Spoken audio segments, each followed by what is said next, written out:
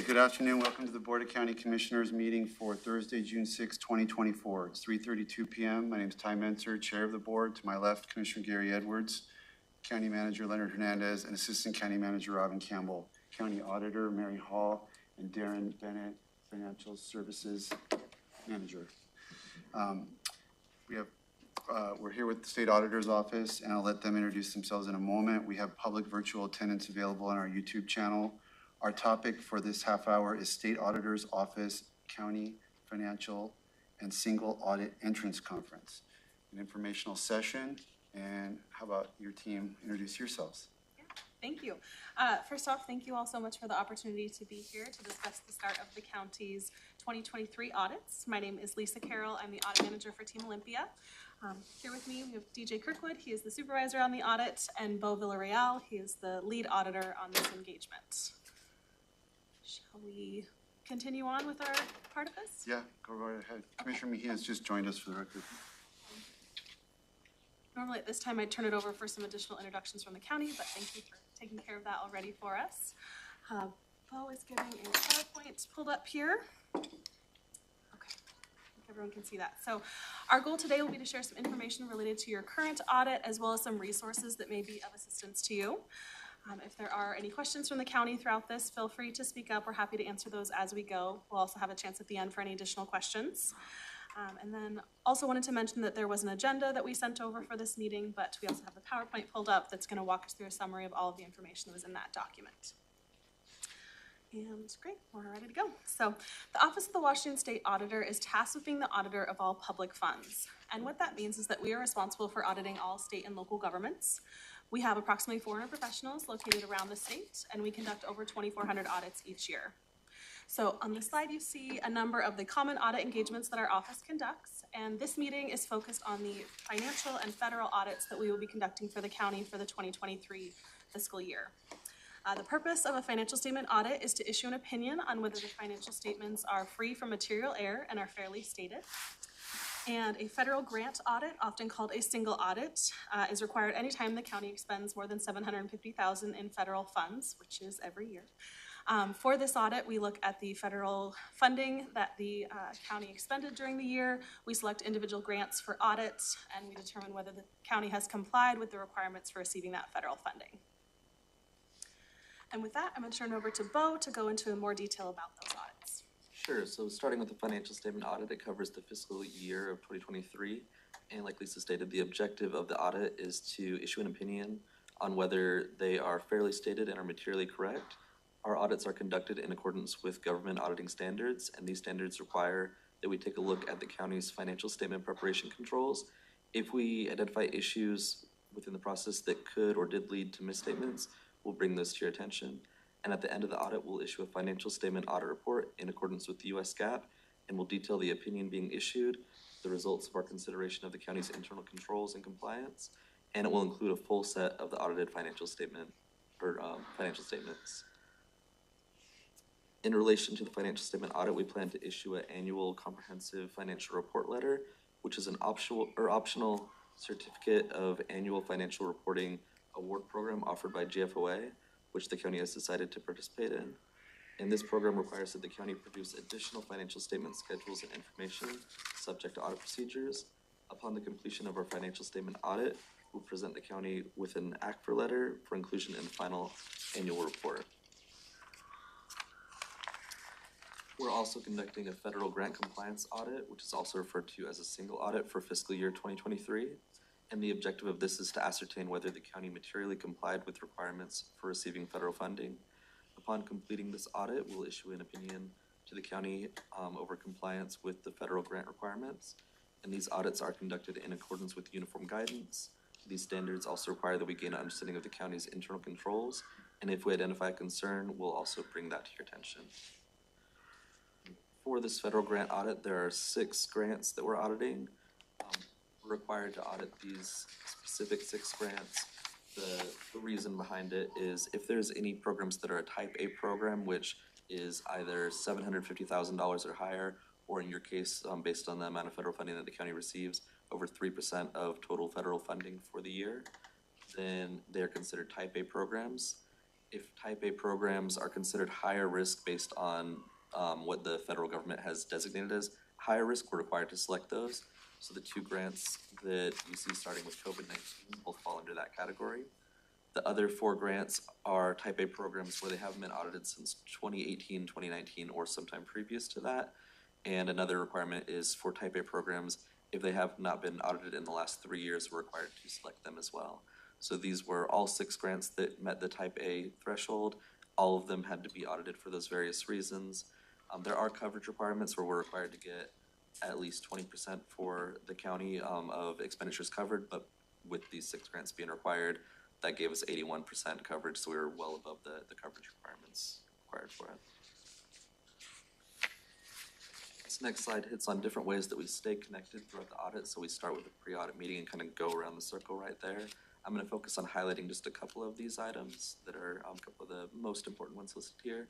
So one of them is the weekly status meetings. On a weekly basis, I meet with Darren and Brandon, and we go over the current status of where different areas of the audit are currently at. If there's any outstanding requests, we'll discuss those. If there are any issues or errors noted, we'll often go over those as well. And if there's anything where we're setting up meetings, for example, setting up this meeting, we'll often discuss those at those weekly meetings as well. At the end of the audit, we'll have our exit conference, and this gives the county a chance to hear the results directly from us for our audit. So stay tuned, and you'll see that a little bit later in our audit process. This next slide is discussing levels of reporting. So I'm going to start at the top and go down. So there's findings which are formally addressed in the audit report. They're the most significant level of reporting that we can issue, and they're typically considered either significant deficiency or material weakness in internal controls, or a material non-compliant, or where there's material non-compliance with laws, regulations, and policies. So in instances like that, it'll typically be recorded as a finding. If so, it's included in the audit report in its entirety, and the county would have the opportunity to provide a response to those findings. Management letters are more of a middle-of-the-road level issue. They're not as significant as a finding, but something that we want to make sure that we're bringing to the governing body's attention, so it's significant enough for that. But they're not really included in the audit report, they're just referenced. So for example, it might say, we issued a letter to management related to payroll, for example, in the report, if we issued one related to that, but it wouldn't have the full body of the management letter if there was one being presented there. And the lowest level of recommendation that we have are exit items. These are items that we have in every single audit that we complete, and we communicate those informally to management near the end of the audit. And with that, I'll pass it over to DJ to go over the next few slides. All right, we also want to share some important information with everyone here today. So the first one here is confidential information. We understand that the county may share some confidential data and sensitive information with us. We just want to assure you that we will do our best to safeguard that information. And I know we've been using the tool, our SAO Share, for sharing that information, and it seems to be going well so far. The second one is audit costs. We share an estimate of our audit costs that's included in our packet that's been provided, and also in the engagement letter. The audit dispute process, so we hope if there's any issues or disagreements, that those can be resolved through communication with Bo, Lisa, or myself. But we do also have a formal dispute process to help hear your concerns. So we have the contact information of our assistant directors and state auditor's office in our packet that we provided that you can contact if needed. Then next slide. Oh, sorry, the loss reporting requirements too, I'm sorry. So loss reporting, just a reminder about our loss reporting requirements that if the county has any known or suspected losses, it's required to report to our office, and we will have a team of specialists follow up on that matter. Reporting cybersecurity issues. So if a cybersecurity incident affects more than 500 Washington residents, it's required that the county notify the Attorney General's office, and there also may be requirements to notify our office as well. And we do have some guidelines on that on the slide here in our packet with links to that information. So this slide is just a reminder of this requirement, or just to let you know about it if you didn't know yet. Peer reviews of the Washington State Auditor's Office. So we also do receive an external peer review once every 3 years by the National State Auditors Association. And on our website, we have the results of our most recent peer review, which we did receive a pass, which is the highest level of assurance that you can receive for it. working together to improve government. So on this slide, our agency has a couple different teams to provide additional resources to our entities at no additional cost. The first one here in blue is a local government support team. We commonly refer to them as LGS. They provide a lot of technical assistance to our entities, such as providing trainings, answering client help desk questions, and specifically also help with the annual report filing of our entities. And then also in the green here, the Center for Government Innovation, also known as the Center, they provide our assistance to entities to be more efficient, effective, and transparent, and help develop a lean culture. And they help build a learning database on our website that shows like best practice guidelines and other information to help our entities out with, again, being more lean. So on this slide from the center, it just shows some examples of some reports they put out relating to bidding, segregation of duties, payroll, and many other resources that they have. Again, it's all available on our website, and then at the bottom of the slide, you can see some of the contact information on how to contact them if you're interested in hearing more about them. And lastly, I just want to open up to the county if anyone has any questions regarding the audit.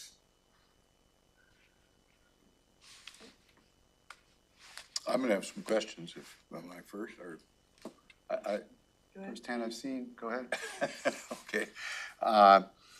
When you talk about loss reporting, that's dollars missing?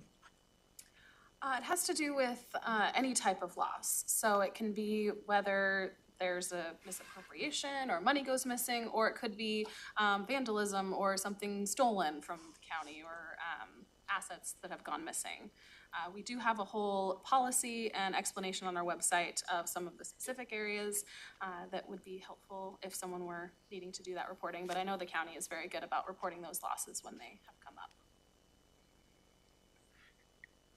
And the bidding issue that you're going to be looking at, are you only going to be looking at these categories that you mentioned earlier, you know, when you first started out, I don't know, federal and some of the other stuff you're doing, are, if someone points out that, hey, we think there's a problem on this expenditure, whether, for example, there wasn't any bidding, would you pick that up, or that you kind of stay away from and, I don't know, give it to somebody else and next year it gets picked up, or? So I should have clarified. This audit that we were talking about today is just the financial and federal grant compliance audit. We are still planning to do an accountability audit for the county over fiscal year 2023. That will probably happen later in the summer or fall timeline. So we'll have a separate entrance and explanation of that audit. And when you ask about concerns or information like that, whether it's from members of the county or the commissioners, or as well as citizens, we do welcome that type of information, and we take that into consideration in our planning process, and we would potentially pick that up as part of our audit. But that would typically be on the accountability side, which will be a separate engagement. They generally do 3 audits of us every year.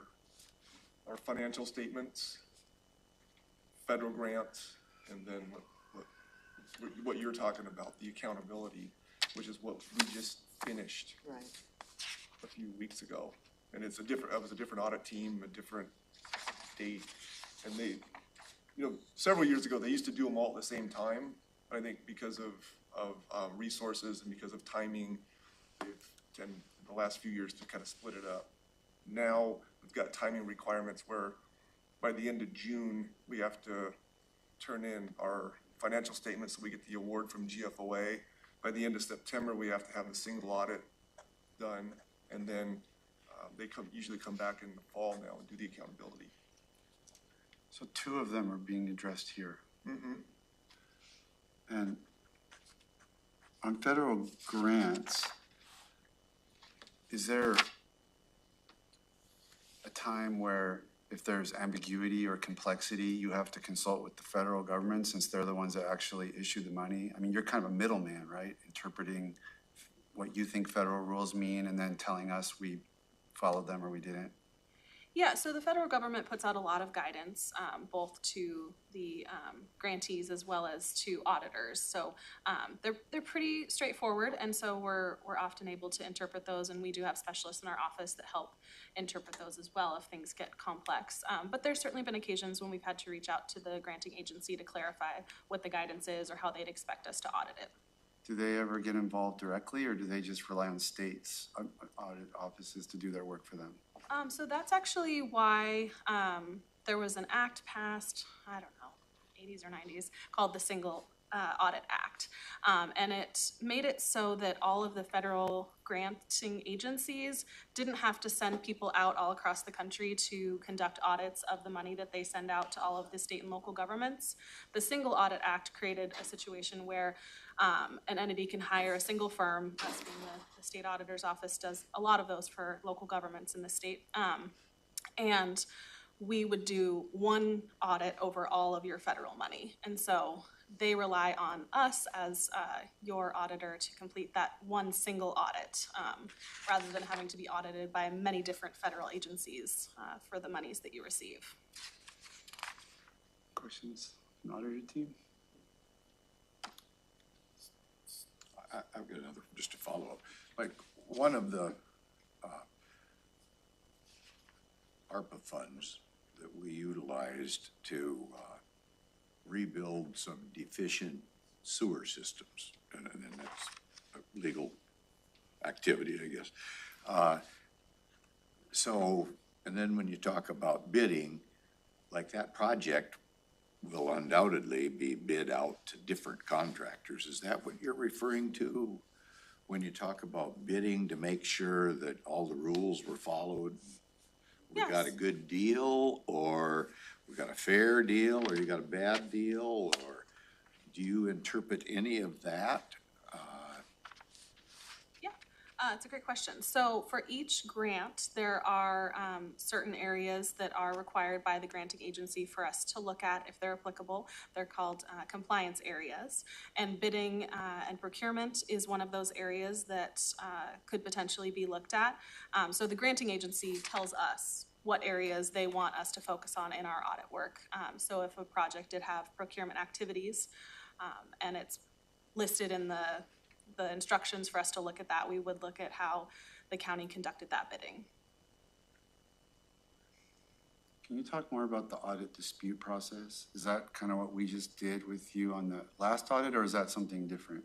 It is pretty much what we did in that last audit, where there were concerns about our audit conclusions. And so that went all the way up to the chain to Pat McCarthy, our state auditor, for her to weigh in on whether there were any alternatives to our conclusions or our level of reporting. And in that case, she affirmed what we had determined, and that's our process.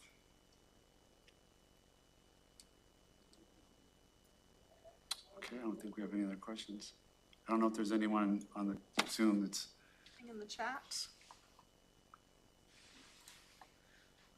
You're gonna let you off easy. Well, you do all have our contact information, so please reach out if you have any further questions. As Darren mentioned, we will be needing to close out the financial portion of the audit by the end of this month. So we will hold some sort of meeting. I don't know if it'll be a full board meeting for that piece. And then sometime this summer, we'll finish up the single audits and have an exit conference for that portion.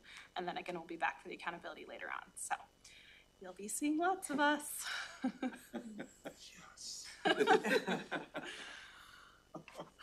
Plus, we'll see you at LOT, Inner City Transit, and every other group, behavioral health organization.